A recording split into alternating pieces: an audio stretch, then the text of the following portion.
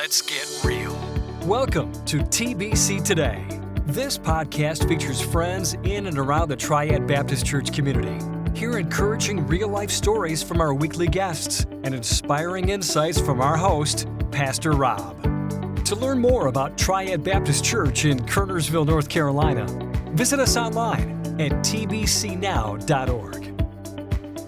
All right, well, welcome to TBC Today. Now, it's a new year, it's 2023. It's hard to believe that, but we're excited about some of the things that the Lord's going to do here at Triad Baptist and in our community and around the world. And our focus today is really going to be about some things that have happened and will happen around the world to help spread the gospel. We've got an incredible guest here, and I'm not going to share a lot of her bio because I want her to do that, but Siv Ashley started her life as a normal child in an average, happy family in Cambodia.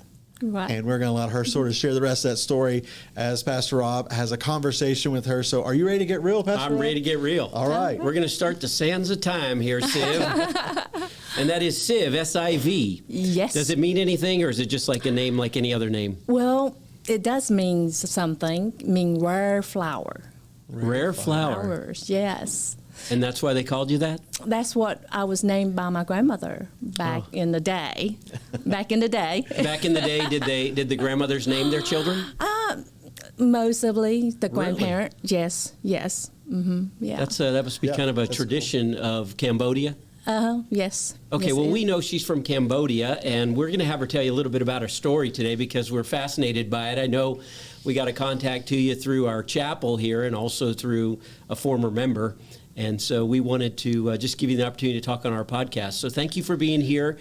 And tell us a little bit about how you grew up and where you're from and everything about that.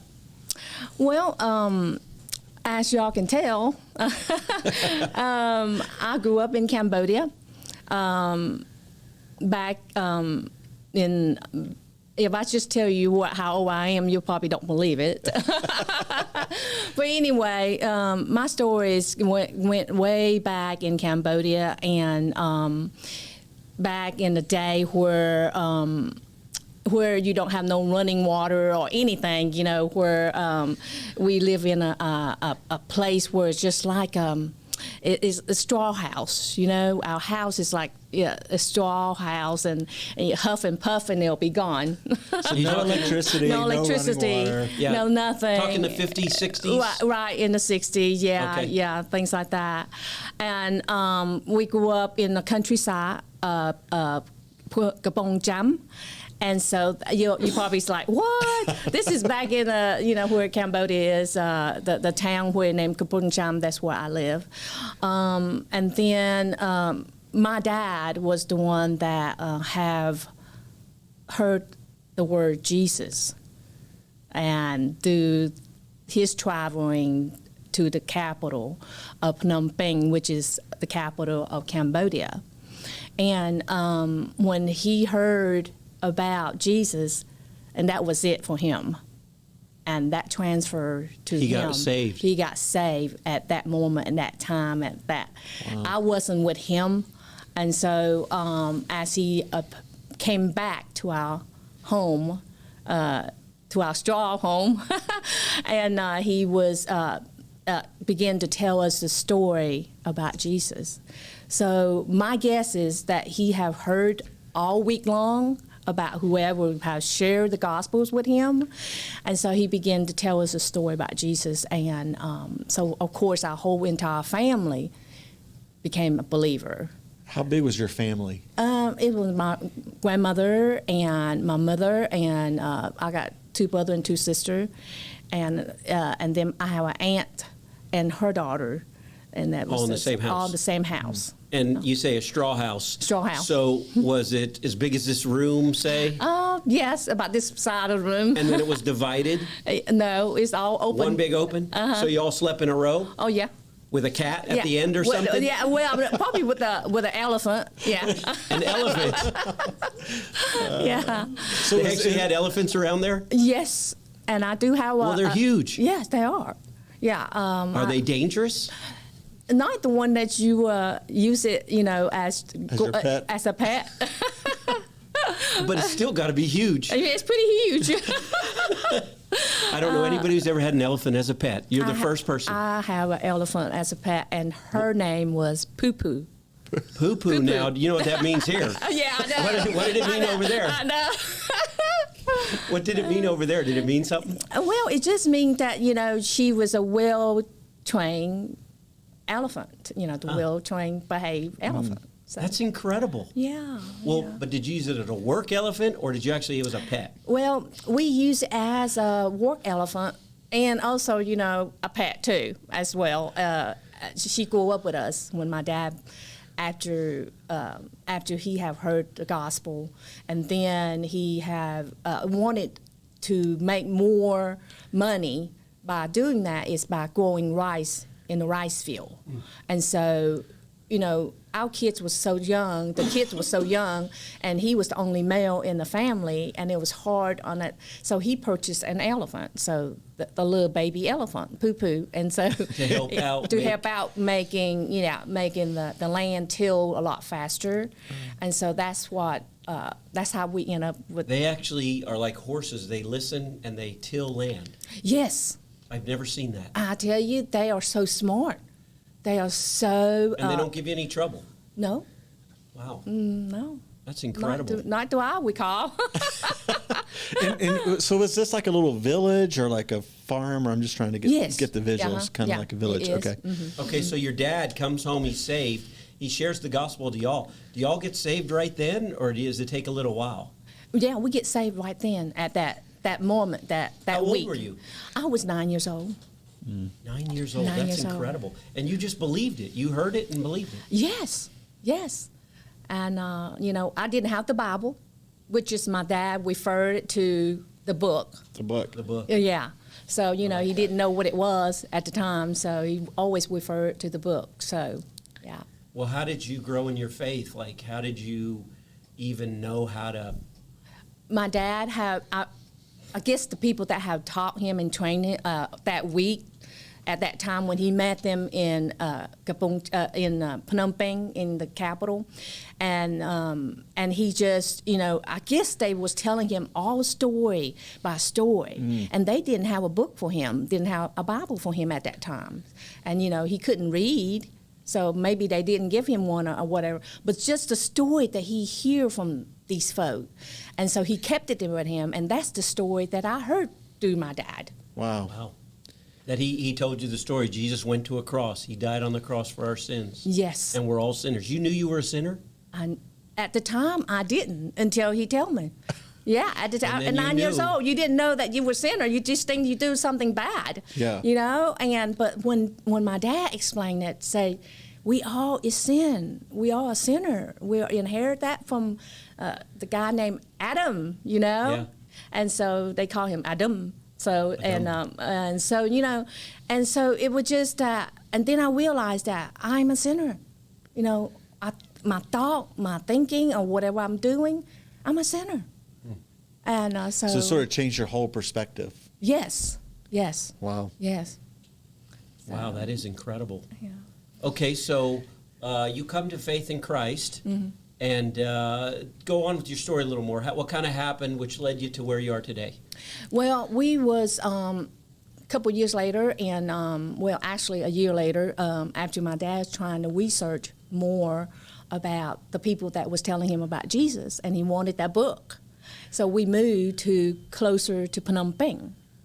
And when I say move closer, it's not like actually in the capital. It's just like 300 miles close to the capital, okay?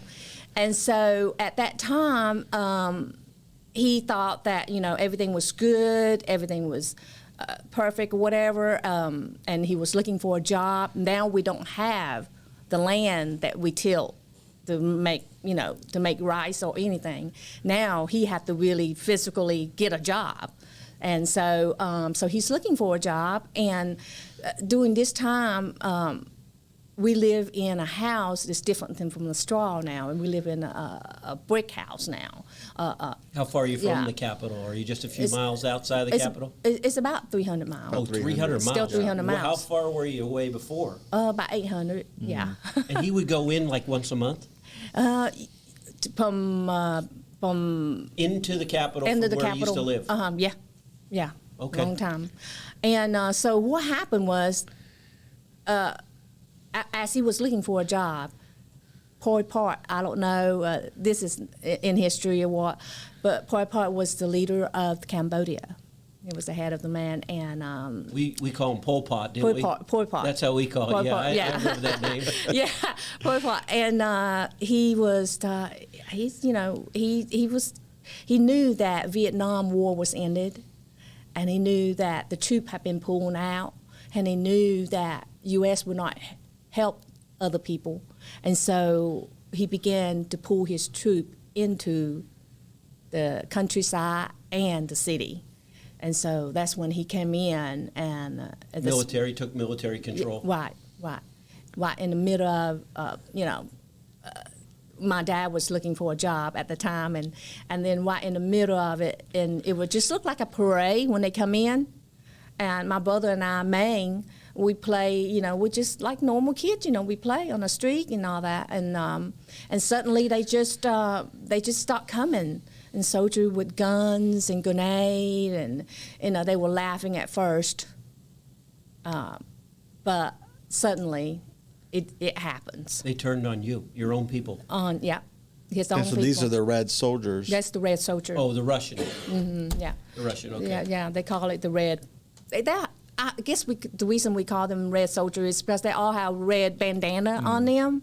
And so when they come and they begin to take children from their parent, and if you are a little boy, that's what they want, is little boy to train them as a military and all.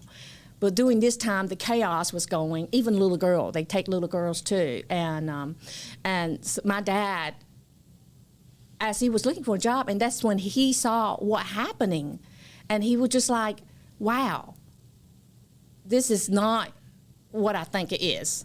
And so he knew then. So that's when he looked for us, for me and my brother, Mang. We both was pretty close, 9 months apart. And so we looked so much alike, And so as he reached to me, that's when he took a knife out and cut all my hair off. Your dad? Yes. Because he knew something's going to be happening really fast.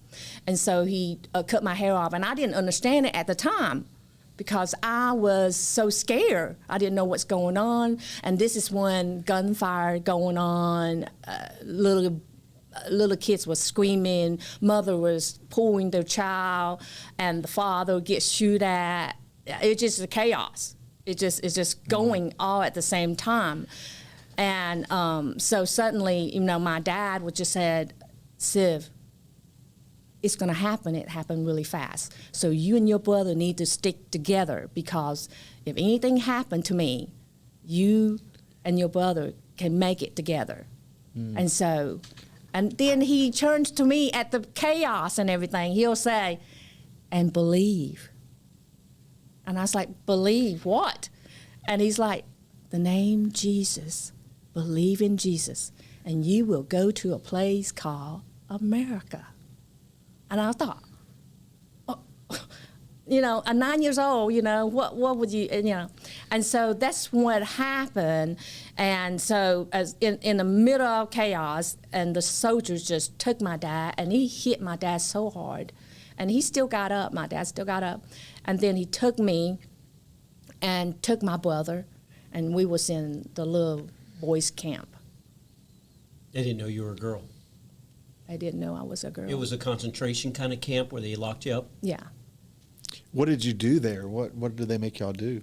Well, the first day when we were there, we all in change in line, and so it was raining, and it was cold, and it was just muddy, and we was in this big, huge building, except it don't have no wall at all, and you can hear the rain just dripping on the thing. And the next day is they put us into working field, which is the rice field, and we plant rice.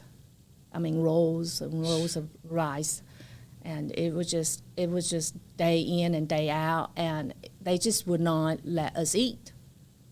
The soldier was sitting around, and they'll eat, they'll make until they finished. So you guys are starving and working. And starving and working. Yeah. Wow. And if you were good, that's when they start to feed you. Were you good? We were trying to be good, and they will feed you with a little bowl of rice soup, and if you don't drink fast enough, they'll knock it out your hand, and that's just day in and day out. And we're just so starving, and kids just really. A lot of people ask me the question, how did I make it? Well, Jesus was with me all the time. I would just didn't know it, So you didn't have the word, but did you pray? Were you praying? Yes. And trying to talk to Jesus? Yes. And you're totally separated from your family. Right. As you talk about that right now, what's it feel like? I feel like I was there. Like I still feel it because I tell my stories all the time to churches and places and missionary and all that stuff, mission fields and all, and I still can feel it. And I skip a lot. What's it feel like? What's it feel like? You feel angry. You feel hurt. You feel disappointed. You feel left out. Scared? You scare. Very scared. Do you find yourself like pulling to your brother and your brother pulling to you? Well, my brother is there, but I feel like he's not there, He's checked out. Yeah, right. He's almost like in shock. Right. And you too. Right. Exactly. Very You shocked. still today have, do you have flashbacks, nightmares about that? Back in 1980, when I arrived here in 1979 in the United States, and in the 80, right, and 6 months later, yes, I did have a lot of flashback. The church helped me a lot. And, It's almost like you had to work through that and be in a safe place to come to peace with it. Right. So how did you get out of that? How did you get out of the work camp and the concentration camp? And God got me out of it. Well, how I get out of it is it was just, all my family have been killed through Pol Pot. And so is this like your mom and my grandmother, my brother, sisters, even my brother that was at the camp with me, and he was working the field to death, and just in a sick camp, and the flies just really eat him up. And so at that time, there was a group of people asked if we want to escape the camp, we better do it now. And so I couldn't leave my brother. How old were you? I was about 10, almost 10 now. Yeah. And did you know that the rest of your family was dead, or? Yes. You knew that at the time? Yes. Mm-hmm. I was able to see them in the work camp. Okay. If you were good. Yeah. Yeah. You were able to allow to go to the other work camp for just a brief second. Yeah. Yeah. Yeah. So it was hard for me to leave my brother. He was in a sick little area. And so a lady approached me, said, "You need to go." This is at midnight. A lady said, "You need to go. You need to go and get a life for yourselves.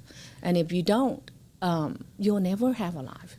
Your brother died this morning. They took him and put him in this big hole." And I just couldn't believe it. And she said, "You don't want to go there. There's soldiers around there." And so I pray again. At the same time, you're angry and you didn't know what to do. And so the prayer sort of answers, and I took off with a group of people.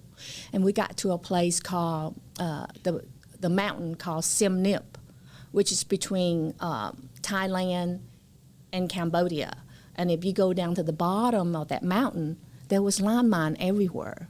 And you could not just pinpoint where the landmine is, because you just don't know. So we all just sitting right on top of that mountain.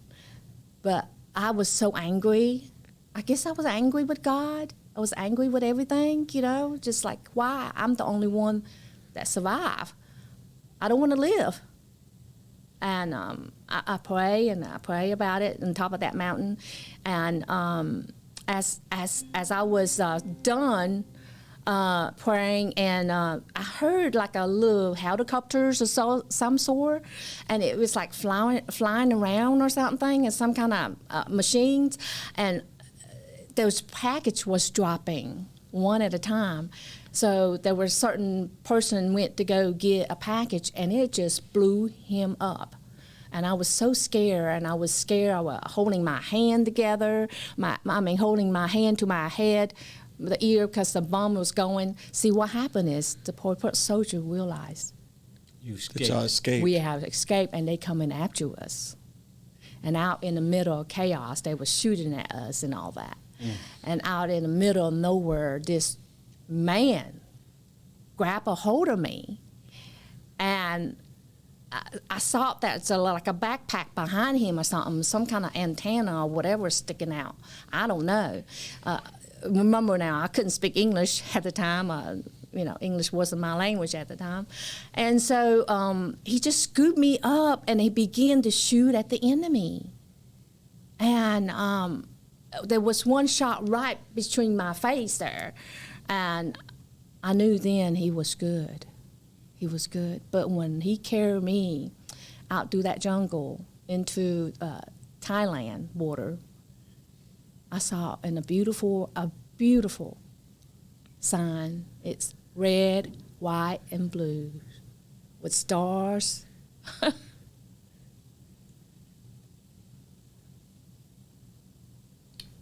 So you knew what your dad had told you, the promise your dad had made to you was coming true.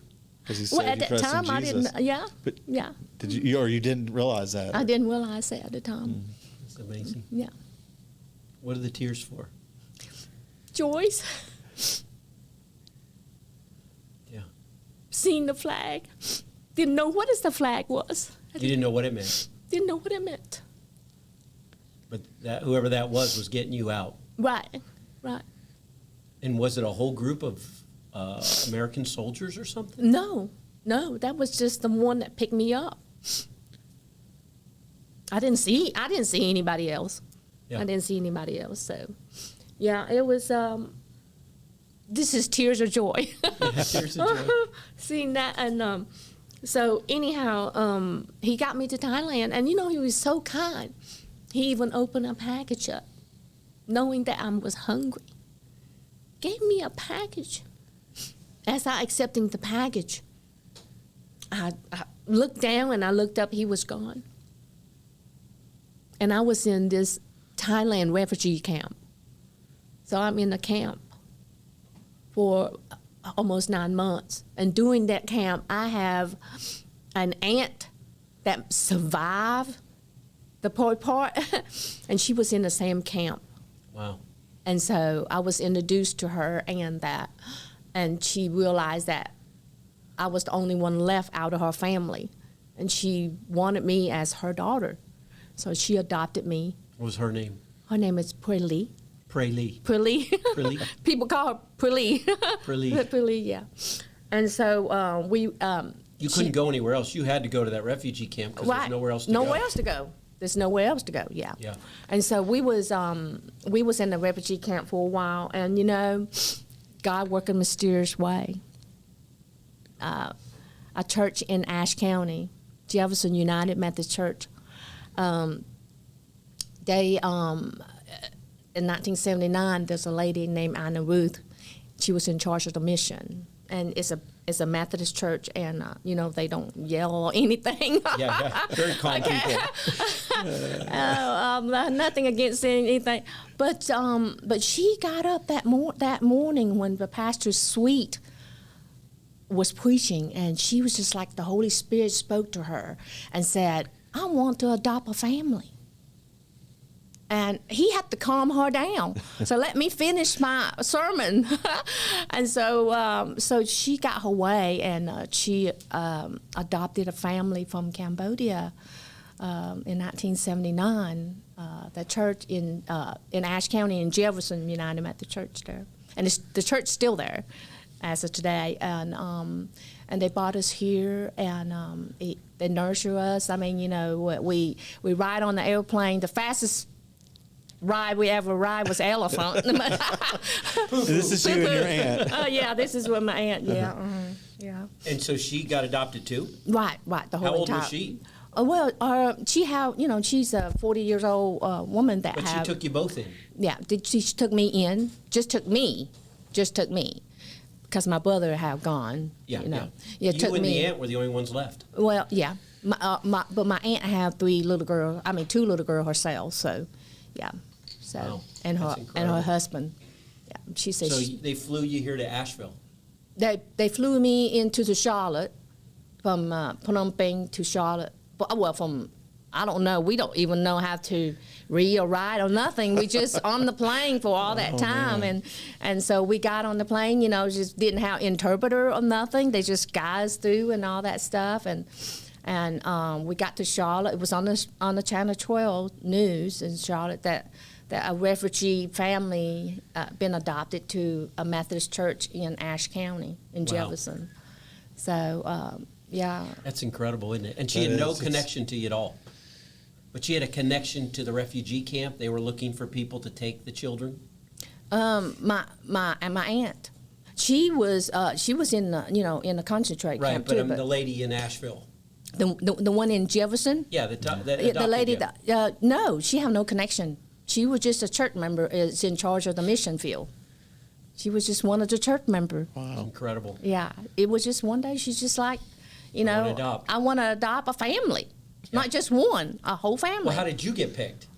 Well, out of that family, out of the pictures, thousands of pictures, it's a 2x3 black and white pictures of the entire family that's sitting there. So to be in a refugee, they snap a little photograph of you and what country you want to go to. Of course, my aunt and I said a place called America, and so so they will look through the whole entire picture, and when people said, you want to win the lottery, I win the lottery, okay? I mean, the Lord Yes. the lady said, I spotted that picture, I spotted you, Siv, and I wanted that family. Wow. This is a year later on, and when I asked her why we got picked, there was thousands of pictures, and God said, that's the family. It's incredible. And did she want to go to America too, your aunt? Yes. So literally, from the time your dad said you're going to go to America, all these things were coming into place. That's why you put down America. Right. And then God just brought you there. Right. That's Right. almost unbelievable. Well, yeah. This is all the truth. Yeah, that is true. Nothing but the truth. Yes. That's incredible. I mean, I pinch myself every morning. Like, really? Am I in here in the United States? In America, this is a land of freedom and all, and it's just beautiful. I think my dad think America is heaven to him. Because he just heard about these people talk about evidently they're American, and so they told him about how beautiful the land is and all the stuff, and that we got Jesus, but you can have Jesus anywhere, he just want to be here, yeah. So, do you remember when you got your first copy of the Bible? When you got the Word, and when did you learn to read and to speak English? Well, 1980, because I came here in 1979. 1980, they put me in kindergarten. I started at 15 years old. Oh, wow. I was 15 years old, and I started in kindergarten. I got pictures to prove it. So, and 3 months later, as Pastor Sweet, his name was Worth Sweet, and he had passed now. And as they wore the robe, they wore the robe and everything, and they opened up. And then when he began to preach, and he mentioned the word Jesus, and I just pop up and just wanted to tell him so bad that I have heard that. And so my mom, which is my aunt, she's like, sit down, behave yourself, you know? And so he realized that this child had heard something. And so ever since that 3 months later, he gave me a Bible, the book. He said, this is called Bible. Because, of course, you know, Bible wasn't my first book to read. Yeah. It was when I was in kindergarten. That's when you read the book, run, spot, run, over and over and over. So that was my first book, run, spot, run first. So, of course, the Bible would be my second one. Yeah. So. Now, have you been back to Cambodia where you grew up or any of those places? Yes, I have been. I have been twice. What's it like? The first time, I did not want to go back. It was heartbreaking. I guess I still did not forgive. Yeah. And I was got the hatred and everything else. When I got invited to do a mission work, that was my very first mission work, invitation. You were angry. I didn't want to go. I didn't want to go. And I denied God 3 times. Wow. And it was just like, I know my story's long. I don't know how much time I have. None. But I tell Keep going. Keep going. You're out of time, but go. This is good. This is good. That first time when I got invited, I don't know, y'all know Jeff and Jody Chatwood from Central Grove Baptist Church here. Went to their house, and they invited me for just to tell my story. And then as he was pointed out the map as I was leaving, he said, what did you left when you left Cambodia? I said, Siem Nip, the mountain that, the one that how a bunch of llama. Mm-hmm. And he's like, you know what? Our team is going there to give the gospel, to share the good news in Siem Nip. And I said, it's okay. Thank you, but no thank you. I left. And then the next day, I don't know, they must stalking me or something. They got my phone number, they got my work phone, and they said, God gave them all that. And they called me up, they said, you're going. And I was like, I am? And they said, we raised enough money for you to go. And this is the trip is in October. And September, they was talking to me. And so all their team already have their ticket. Mm-hmm. I hadn't had no ticket. So, they already raised my money, already purchased the plane ticket, said, you're going. Mm. So at this moment, I just got a job. I just had working in my new job for 6 months. And I said, how many days? They say 14 days. And I was like, okay. So I just turned around and told my boss, I'm going to Cambodia for a mission trip. And they said, what? What are we going to do? And I was like, I guess you just have to wait till I get back. So when did you really feel like that forgiveness and that you were ready to go back and to share the gospel? That's when I got to that first mission trip, that Cambodia, and I was just like, I don't know what I'm going to do, because I've never done a mission trip before. I never, spoke to people like on the villages and stuff. So we was assigned to a man and a woman assigned to a church. So I was at this first church with my new partner, Jake, and so. And we got done with the first church, and we were talking about how you can be saved as, if you just ask Jesus into your heart and all that. And then I briefly began to tell my story a little bit about how I was born in Cambodia, how I got out of there, how I heard through mission. And then as we were done, and we were sitting down and eating lunch and dinners and eating lunch, and then a man tapped me on the shoulder. And he looked familiar, but I wasn't sure. And he said, Sister, as you was telling you about your story to us at lunch, before lunch, I just cannot believe it. I just want you to know, I just want you to forgive me. I said, why? Why would I need to forgive you? He said, you see, when you were telling the story, I was one of the soldiers. And at that moment, my partner, Jake, he didn't know I was going to smack him or what, Strangle him or strangle him or what. And I stand right there, and I stood and I looked through that man's eye, and he looked right at me. He said, please, sister, forgive me. And I told him, I said, you have been forgiven. If you accept Jesus Christ as your personal Savior, He have forgive you. You don't need to ask my permissions. Wow. And at that moment, my heart was joys, and I was just, it's like, how you have a headache? Yeah. And that headache was gone. Just that peace. It's just that peace. The release of the bitterness and the Yes. anger. Yeah. Yeah. And that was my very first mission trip. That's incredible. And let me tell you, ever since that, I've been going to every mission trip that God called me to go. How many mission trips have you been on?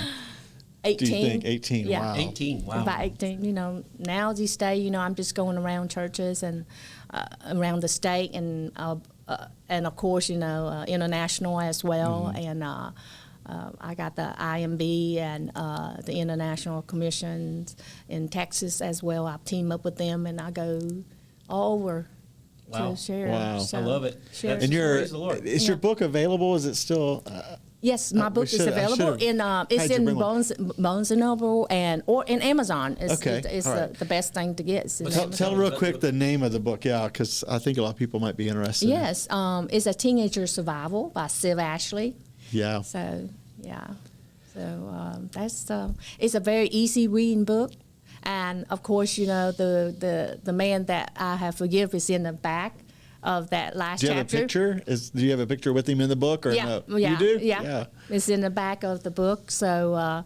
yeah, and so it was just it's been a blessing, and God work a mysterious way. Siv, thank you so Let me much do for it. coming in. It's beautiful. It's wonderful. It's just a refreshing thing to hear that. We're going to have to split this up into 2 sessions, but I'll tell you what, it was worth the time. Thank you for It was coming. an amazing Okay. story. Is there anything that you wanted to just share real quick before we close out? Did we miss anything? No, I just I just want people to know that we still live in a land, the most wonderful places, and America, and just be together, be loving one another, as Jesus had loved us. Yeah. Yeah. I think that's great because there's so much chaos sometimes we feel right here in America, but we really are truly blessed and we're very fortunate people. And so this is a great story. I got to hear it a few years ago in our chapel here at the Academy, and it really touched me, and I thought about it a lot of times. So I wanted to have her here to share that with us, and I'm glad that you did. If you would like more information about our church, visit us online at tbcnow.org. And if you want more information about Siv and her ministry, we'll put that as well. We'll make that available as well online and on our Joining us Facebook. this week on TBC Today. We want to connect with you, so make sure to visit our website, tbcnow.org, and subscribe, rate, and review the show in iTunes, Spotify, or Amazon Music. Don't forget to share this episode with a friend, and be on the lookout for our next conversation.